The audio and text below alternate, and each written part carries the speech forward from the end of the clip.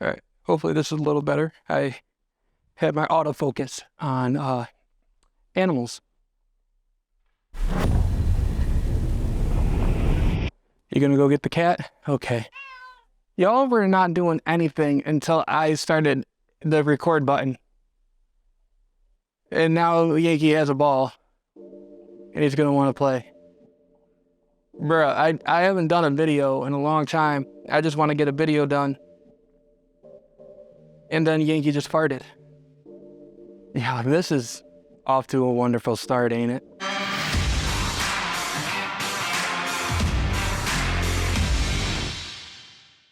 What's up, everyone? Today I want to go over the top 5 mistakes I see amateur filmmakers make. It's a brand new year, 2023, so you might as well start off by breaking some of those bad habits and creating new ones. I am just going to jump right into it and maybe show a couple of examples of what I'm talking about. And if you want me to go more in depth with any of these, please let me know. I'll be happy to. You ready, bubs? Ready to get the video started? All right, so the first mistake that I see amateur filmmakers make is that they change their shutter speed to adjust their exposure, and that is never, ever a good thing to do, because if you use the wrong shutter speed, it's not gonna look good when you go to edit it.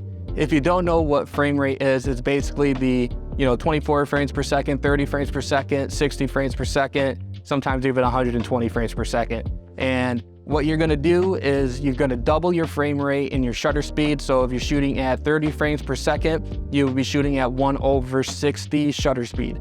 And if your camera has the capability to shoot in a shutter angle, I do recommend shooting at 180 degrees, because that's basically the same thing. And the beauty about doing that is that if you change your frame rate while you're filming, you don't have to worry about changing the shutter speed, because it'll always shoot at double your frame rate. I think I said that right. And speaking of exposure, the second mistake I see a lot of filmmakers make is exposure. So basically, there's a couple tools that you can use with your camera to make sure that you have proper exposure. The first thing is going to be the histogram. Depending on what camera you have, you can find it somewhere in your settings, and you can make sure that it's in the display. And you just want to make sure that the far right and the far left peaks are at least below, the line, that they're not shooting all the way up, because that will make sure that you are not overexposed or underexposed. You want to be a good neutral spot. And if you don't have a histogram on your camera, the next best thing to use would be your meter levels, which it's like, it has a 0, then the plus and the minus, and you want to get it right on the 0, and that'll be like the closest you can get to like a neutral exposure. Now, if you're outside and you are trying to make things cinematic, but it's too bright, that's when an ND filter will come into play. If you don't have any ND filters, I highly, highly recommend purchasing some. There's some that are on the cheaper end, but those normally aren't variable ND filters. I recommend variable ones, just because you can adjust how much of the ND filter is being used. So I will leave a link down below about, the ones that I use and the ones I recommend. They're not crazy expensive. They're kind of in the middle ground, but you can obviously find cheaper ones. Just make sure you know the size that you need. Kind of going back to tip number 1, if you are looking for ways to make it brighter or darker and you don't have an ND filter and you don't have lights, only adjust your aperture, which is your f-stop, and your ISO. Those are the 2 things that you should be adjusting. Do not adjust your shutter speed. I will emphasize that. Do not adjust your shutter speed. And then that also goes into the last point. Invest in lighting kits. They are getting significantly cheaper just because everybody now is making content. So if you don't have a good lighting kit, I would highly recommend getting one. So the third mistake I see a lot of amateur filmmakers make is not paying enough attention to audio. Audio is super, super important. You can have pretty crappy video and amazing audio, and people will still watch your film. But if you have amazing footage, but really, really horrible audio, it just turns the audience away. It's not pleasing. So when it comes to the audio, make sure that you're using, lavalier microphones is my go-to. I have one on right now, and you want to make sure it's as close to your subject as possible. Obviously, if you're shooting vlog style, I have like a Video Micro on my camera right now, and I usually use the Video Micro when I'm doing vlog stuff. And obviously DSLR sound, you don't really want to use audio from your DSLR.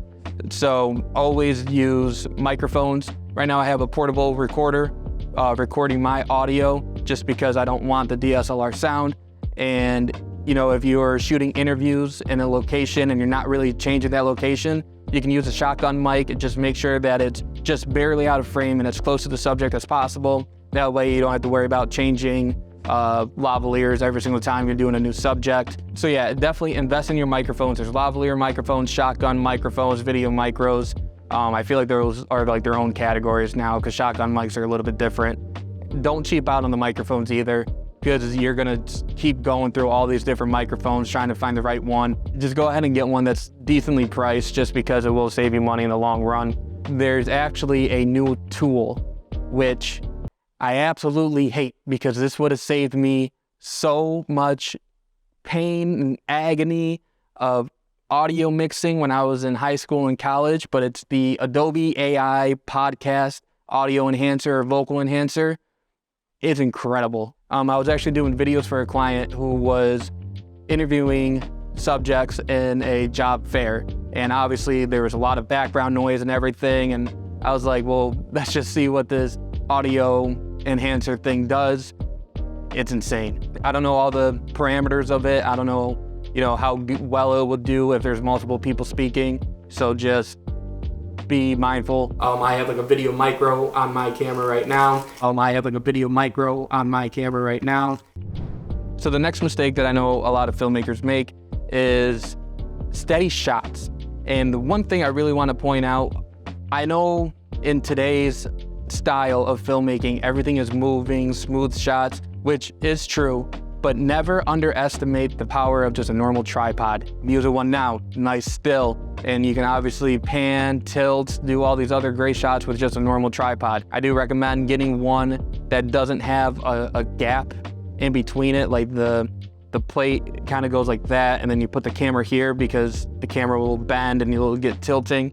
So I'll put a couple links of different tripods that I highly recommend. I'll even put the one that I'm using right now.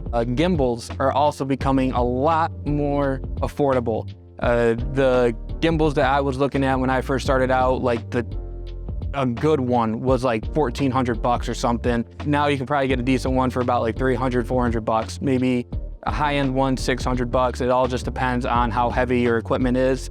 If you are like complete amateur, like you don't have any money, there are different things that you could use to try to get a still shot, like chairs that have wheels on them. You can use that to kind of track people. There are kits where you can put your tripod on like a thing of wheels too, and it's like a dolly, and that'll also help you. And if you're doing product shots, you can even just put it on a piece of paper and glide the paper across the table or whatever it is. Those are some good techniques to use if you don't have any money, you can't afford a gimbal. If your lens has stabilization or your camera has in-camera stabilization, definitely use those. I have the Canon R5 and I don't really use the digital image stabilization just because it kind of crops in and it does some weird warping stuff. I know that there was an update that kind of got rid of a lot of the warping, but normally just the in-camera stabilization is enough for me. And also do not rely on warp stabilization. And I am talking to you college kids. You want to talk to them too? Warp stabilization will save a couple of your shots, but please try to make the shot as steady as possible in camera. It will help if you use a warp stabilization, but the warp is not a go-to effect. The very first thing I look for when I watch, you know, college kids videos, high school kids videos, is always the warp stabilization, because you can see it instantly if you know what you're looking for. If you're not know what you're looking for, you'll just see like a weird warp and kind of ignore it, but professionals will see the warp stabilization right away, and it definitely gives an amateur vibe. The biggest mistake I see filmmakers make is not paying enough attention to their B-roll.